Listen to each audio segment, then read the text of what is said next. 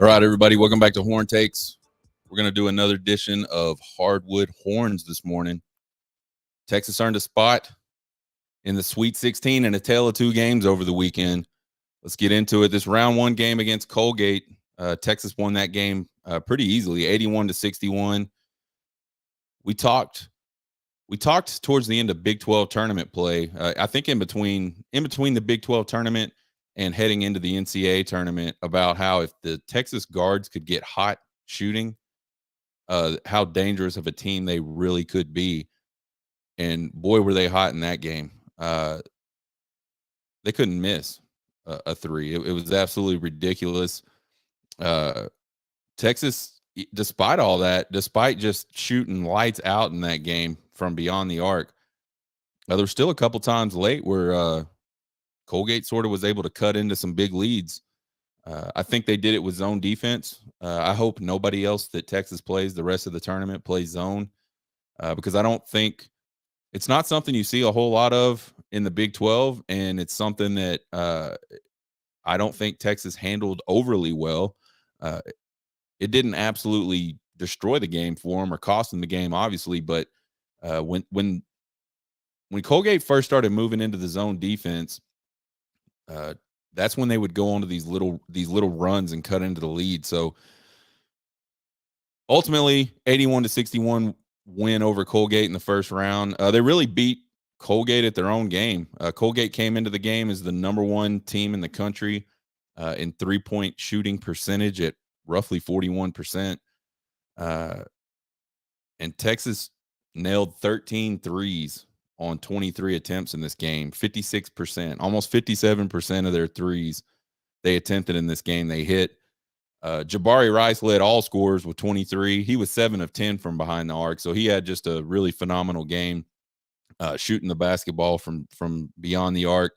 Dylan Dessou, man, this whole Dylan Dessou sort of transition or whatever is absolutely crazy to me. How amazing he's playing right now compared to, obviously last year you could tell he was still real ginger on that knee. He didn't trust his knee. He really didn't do much for Texas at all last year. And then starting off this year, there was a little more there, but still nothing even close to what we've been seeing lately. Dylan Dessou had another double-double in this game, 17 points, 10 boards. Defensively, they held Colgate to 20%, which is half of their 3-point percentage on the season. So really good game for Texas in terms of, playing defense, making sure that those perimeter shooters weren't comfortable. Obviously, offensively, when you're knocking down 50% of your threes, you're going to be a tough out.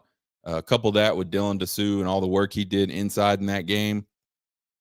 The one thing that was funny about that game is as that game was winding down, I looked over to my wife and I joked to her. I said, I think Texas just used up all their three allotment for the tournament in one game, which is interesting because we go to the round of 32 against Penn State.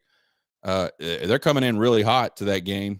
They just took Purdue down to the wire, coming back from 17 points against Purdue in their conference championship game.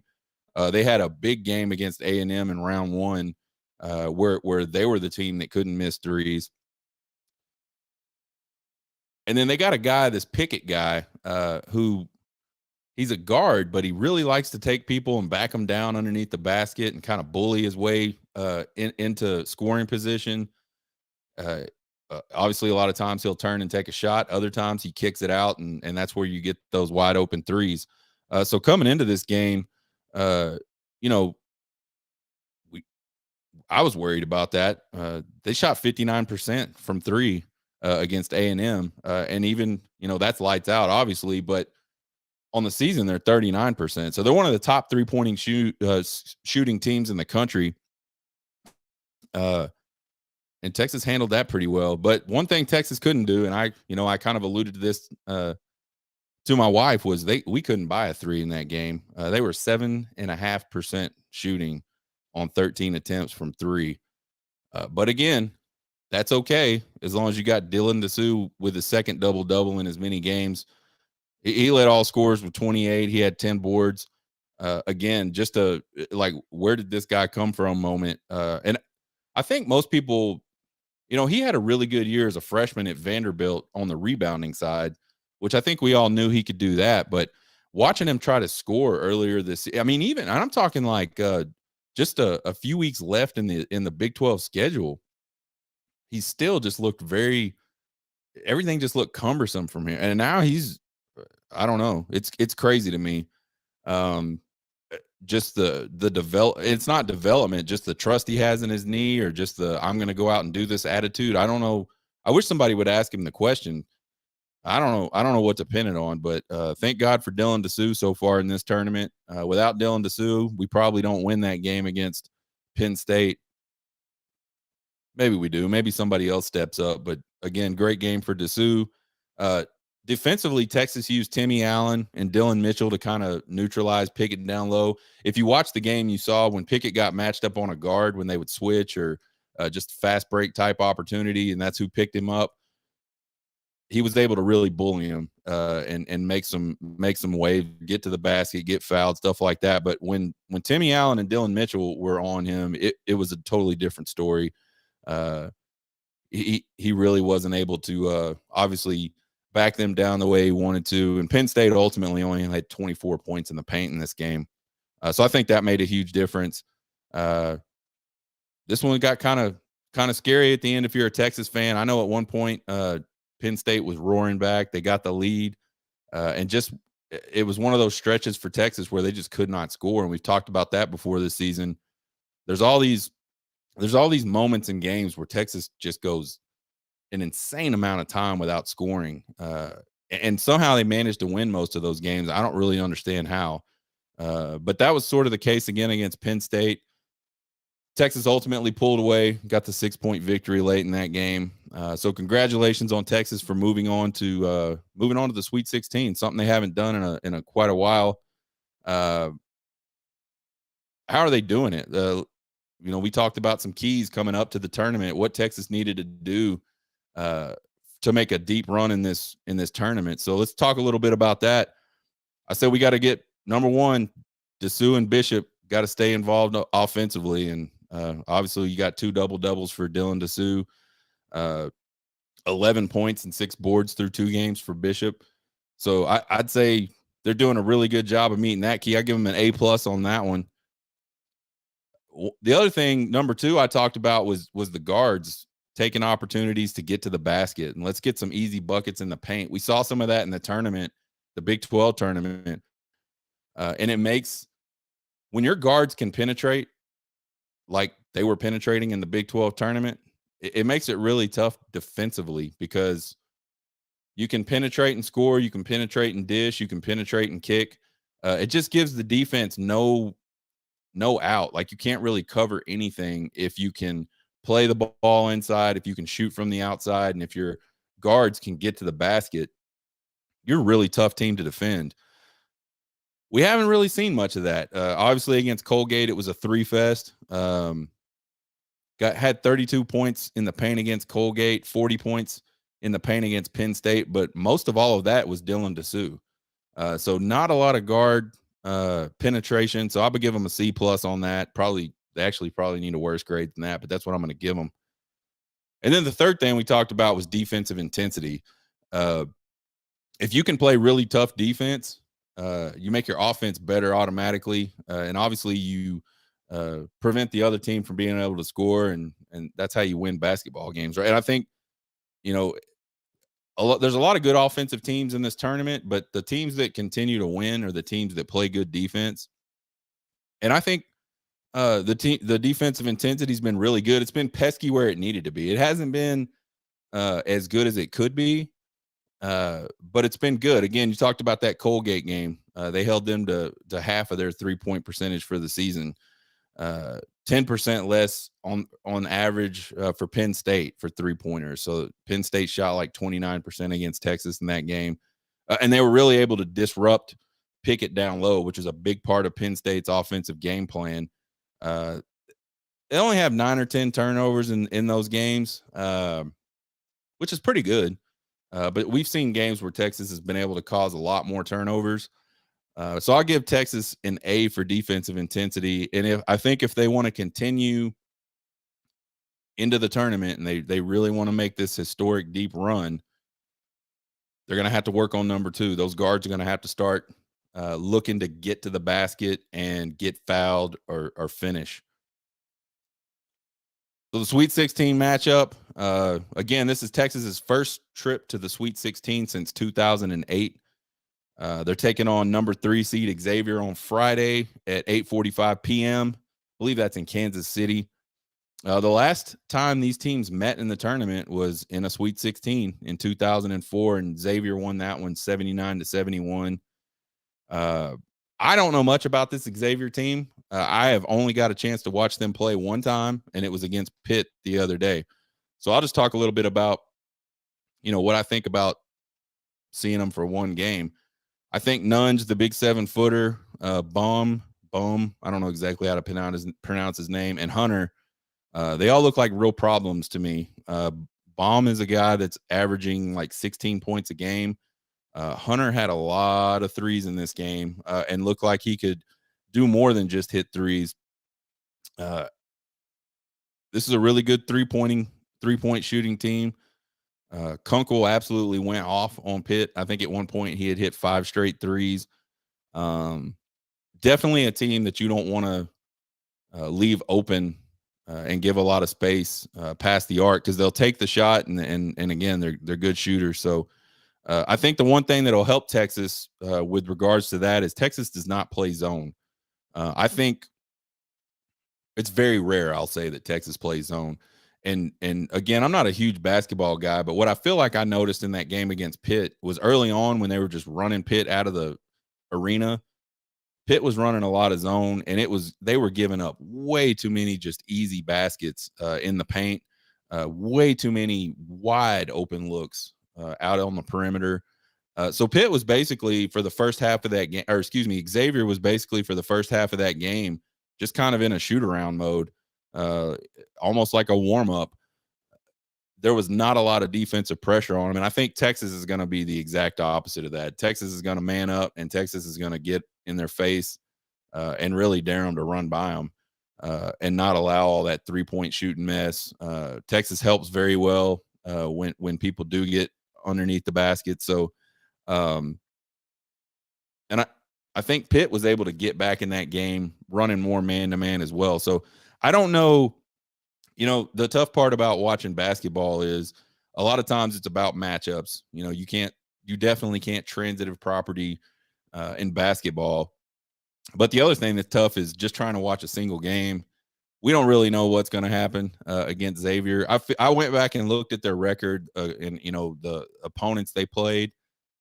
It's not like ultra impressive. It's good. Obviously good enough for them to be a 3 seed. But I didn't see anything on there that like worried me. And I'm not saying I'm not worried about this game. I think Xavier is going to be a good opponent for Texas. I think the keys for this game specifically for Texas, and a couple of questions that kind of came to my mind is can Texas out muscle and out athlete Nunge? Those of you that don't know, he's a big 7-footer. He's not like Shaquille O'Neal big, or he's not like a huge body that way, but he's bigger than a lot of 7-footers. A lot of 7-footers are real lanky and skinny looking. He's got some meat on his bones, so he's pretty strong guy. Bishop and Dessou are pretty strong guys as well. They're obviously going to give up height to him. I think though that they may be a little more athletic than Nunge. So I think defensively they'll be able to play with him physically, and offensively I think they're just better athletes. So again, they ought to be able to sort of out athlete him. And then another thing that I think could be critical in this game is those guards getting to the basket and drawing fouls. Nunge got in a lot of foul trouble against Pitt because they just started attacking him off the dribble. So I think if we get the opportunity to do that, Texas should definitely do that. Try to get him in foul trouble, because those guards are really good, but a lot like Texas, there's that interior presence that makes it tough to just defend one or the other. If you get him in trouble, get him off the court. They don't really have that. They have another 7-footer. I didn't see anything in this game that made me go, wow, he's, super good.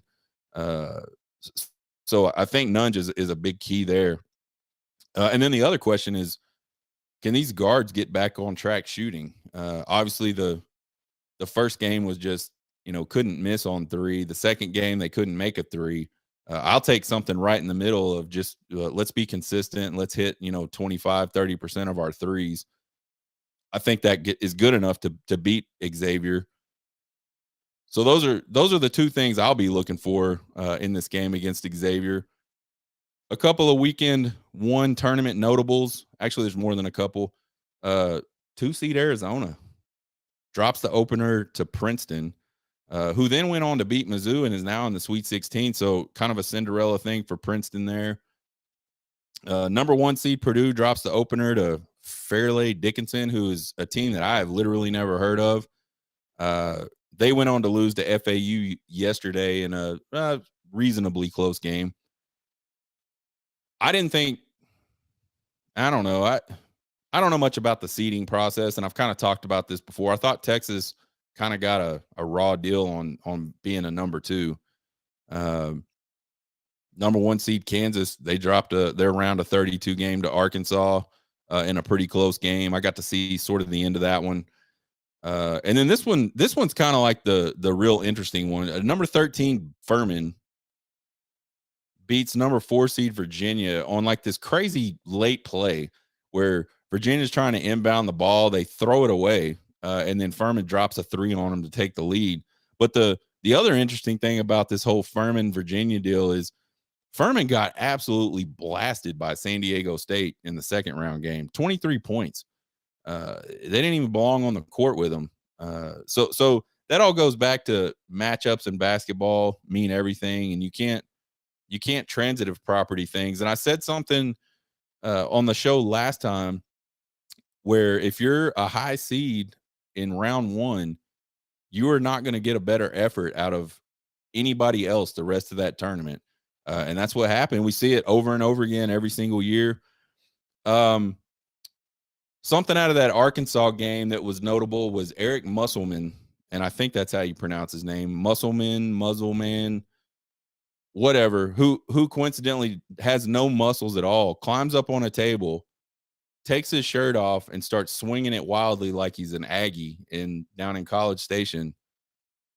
I'm not like this very proper person necessarily. If you listen to the show, you know I have a pretty foul mouth most of the time.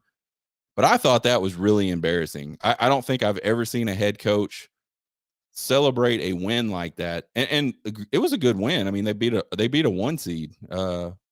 Arkansas was a team that at the beginning of the season, a lot of people thought was going to be really good. And they kind of had a roller coaster ride and got in the tournament. And, they're beating Kansas and beating the 1 seed in your bracket is a big deal. But they didn't win the national championship. And this dude took his shirt off like a freaking stripper and starts swinging it around in the air. I thought it was super embarrassing for him. I think the University of Arkansas should be embarrassed in college. Like, that should never happen again. Dude, don't ever do that again. You're not a stripper. Be a coach and enjoy the victory. I'm not saying don't celebrate and be happy, but you didn't win the Super Bowl. You didn't win the NCAA tournament. You won a second round game. Keep your shirt on, dude. Let's not do that anymore ever again. I don't know. What do you guys think? Am I crazy? I just can't. I can't with the taking of the shirt off and swinging it in the air like an Aggie. But whatever, man. You guys subscribe to the podcast. Subscribe to the YouTube channel. Click on the bell. You'll get notifications. You can find me on TikTok, Twitter, Facebook at Horn Takes. You can email me at horntakespodcast@gmail.com. All your questions, comments, criticisms, and concerns. I love them all. You guys have a good week. Hook 'em. By the way, we'll be back later this week for the bullpen. We'll talk some Texas baseball as they head into Big 12 play. Hook 'em.